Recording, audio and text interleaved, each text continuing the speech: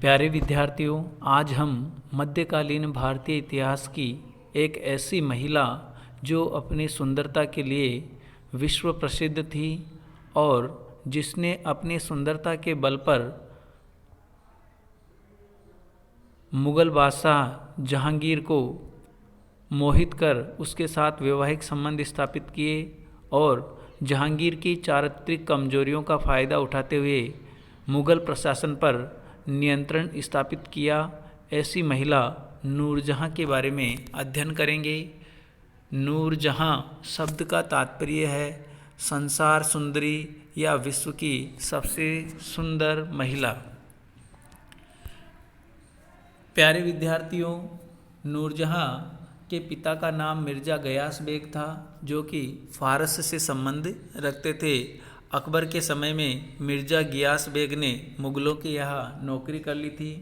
नूरजहाँ की माता का नाम अस्मत बेगम था, जिन्होंने इत्र का आविष्कार किया था। गुलाब के रस से इत्र बनाने की विधि खोजी थी अस्मत बेगम। नूरजहाँ का मूल नाम या बचपन का नाम मेहरुनिस्सा था और नूरजहाँ का सबसे पहले विवाह अली कुली बेग नामक व्यक्ति के साथ हुआ था। 1599 ईस्वी में जब जहांगीर को मेवाड़ अभियान के लिए अकबर के द्वारा भेजा गया था, उस समय अली कुली बेग भी जहांगीर के साथ था और वहाँ पर अली कुली बेग के द्वारा शेर को मारने के कारण शेर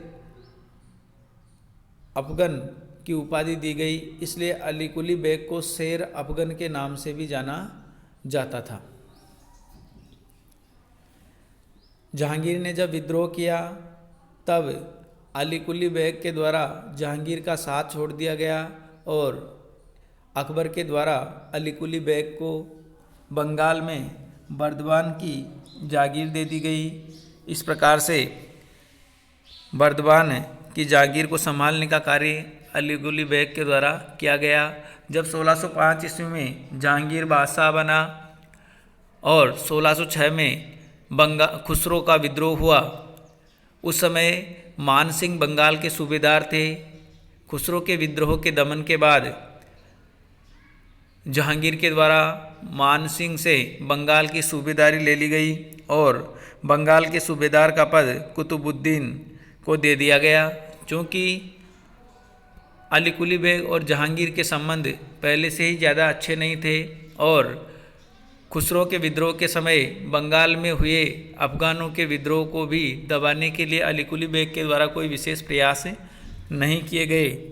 इस कारण से कुतुबुद्दीन, जो कि बंगाल का गवर्नर था, सूबेदार था, के द्वारा अली कुली बेग को बंगाल के दरबार में बुलाया गया और वहाँ पर अली कुली बेग का अपमान किए जाने के कारण क्रोध में अली कुली बेग के द्वारा कुतुबुद्दीन के ऊपर कटार से वार किया गया और उसकी हत्या कर दी गई। परंतु उसके सैनिकों के द्वारा अली कुली बेग को पकड़कर मार दिया गया और इस प्रकार से 1606 ईस्वी में अली कुली बेग की हत्या करवा दी गई और बाद में मेहरुनिस्सा को शाही राज परिवार या शाही हरम में लाया गया और सलीमा बेगम के सेवा में नियुक्त किया गया।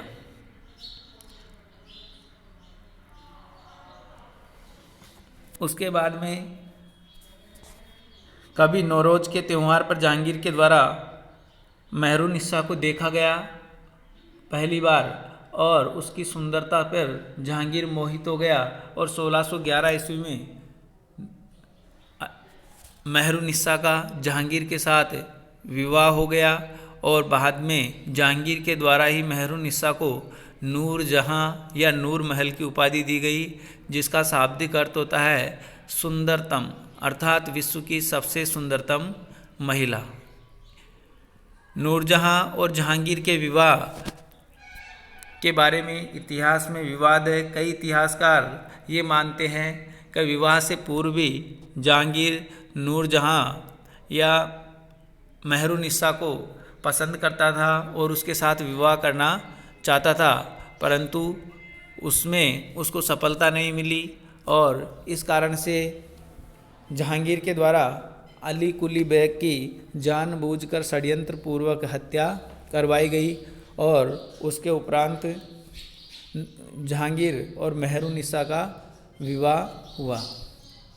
कई इतिहासकार इसको संयोग मानते हैं कि मेहरुन्निसा और जहांगीर की नौरोज़ के त्यौहार पर जब मेहरुन्निसा शाही हरम में सलीमा बेगम की परिचारिका के रूप में रह रही थी, उस समय मुलाकात हुई और उसकी सुंदरता से प्रभावित होकर जहांगीर ने उसके साथ विवाह किया।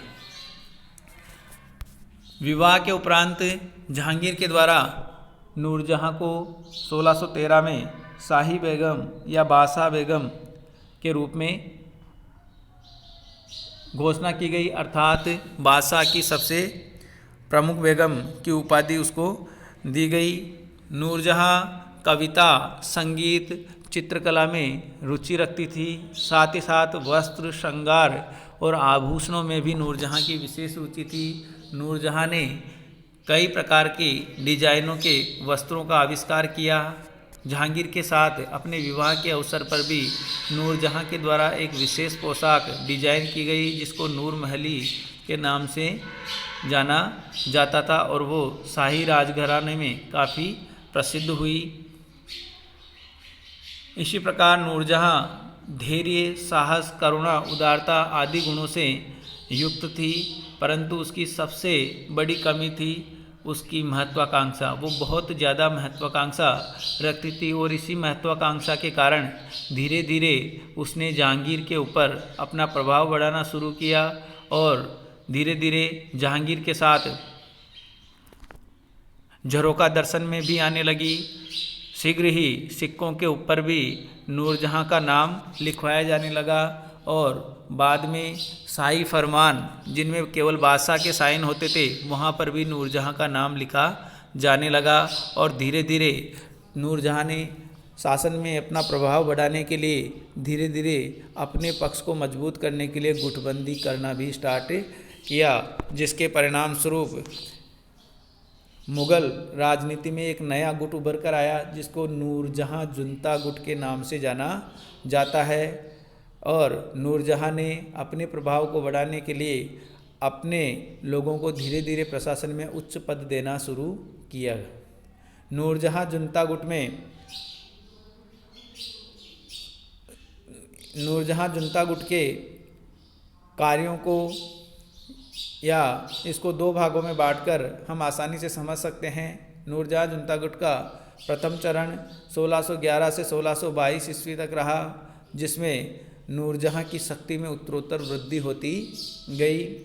नूरजहां जुनता गुट के प्रमुख सदस्यों में स्वयं नूरजहां के पिता गयास बेग, जिनको बाद में इत्मादुद्दौला की उपाधि दी गई थी, माता अस्मत बेगम, भाई आसफ खां और शाहजादा खुर्रम थे। और धीरे धीरे नूरजहां के प्रभाव से इस गुट का प्रभाव बढ़ता गया और प्रशासन की सभी महत्वपूर्ण शक्तियां इसके हाथ में आ गई।